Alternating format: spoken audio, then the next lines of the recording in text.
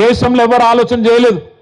రైతు బంధు లాంటి కార్యక్రమం భారతదేశానికి స్వాతంత్రం వచ్చిన తర్వాత మొట్టమొదటిసారి 12 విడతల్లో 73,000 కోట్ల రూపాయలు మాట ఇయ్యకపోయినప్పటికీ, ఓట్ల కోసం ఎన్నడూ కూడా మేనిఫెస్టోలో పెట్టకపోయినప్పటికీ 73,000 కోట్ల రూపాయలు మీ ఖాతాల్లో అటు నాటేసే టైం వచ్చిందంటే టింగు టింగు మన సప్పుడవుతూ బ్రహ్మాండంగా మీ ఖాతాల్లో డబ్బులు వేసిన నాయకుడు కేసీఆర్ గారు.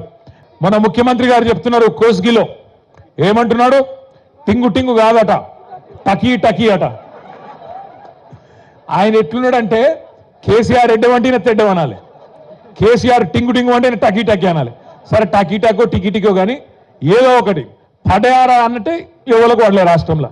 ఏం చెప్పిండు ముఖ్యమంత్రి ఆ రోజు? ఈరోజు 26 జనవరి, ఈరోజు బంద్ ఉంటాయి బ్యాంకులు, కానీ మీరు తెల్లారు కొట్టంగా లేవగానే మీ ఫోన్లు మోత మోగుతాయి, టకీ టకీ అని పడతాయి అన్నాడు. తులం బంగారం పడుతుందా టకీ టకీ అని? 2,500 పడుతుందా టకీ టకీమని? పడతలేదా? స్కూటీలు వస్తున్నాయా టకీ టకీమని? అస్సలేవా? మరి స్కాలర్షిప్లు పడుతున్నాయా టకీ టకీ అని? పడుతున్నాయా పడతలేవా? రైతు బంధు పడుతుందా టకీ టకీ అని? ఆఖరికి సఫాయి సిబ్బందికి పైసలు కూడా పడతలేవు టకీ టకీ అని. గ్రామ పంచాయతీ సిబ్బందికి, మున్సిపాలిటీ సిబ్బందికి వాళ్ళ జీతాలు కూడా పడతలేవు టకీ టకీ అని. అంబేద్కర్ అభయాస్తం అని పెడతా, కేసీఆర్ దళిత బంధు పెట్టి 10 లక్షలే ఇచ్చిండు, నేను 12 లక్షలు ఇస్తా అన్నాడు. ఇచ్చినవా ఒక్కలకన్నా? పడ్డాయా ఎక్కడన్నా టకీ టకీమని? పడ్డాయా?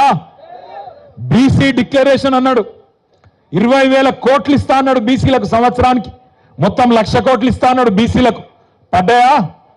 టకీ టకీ అంటుందా ఎక్కడన్నా? టకీ లేదు టికీ లేదు.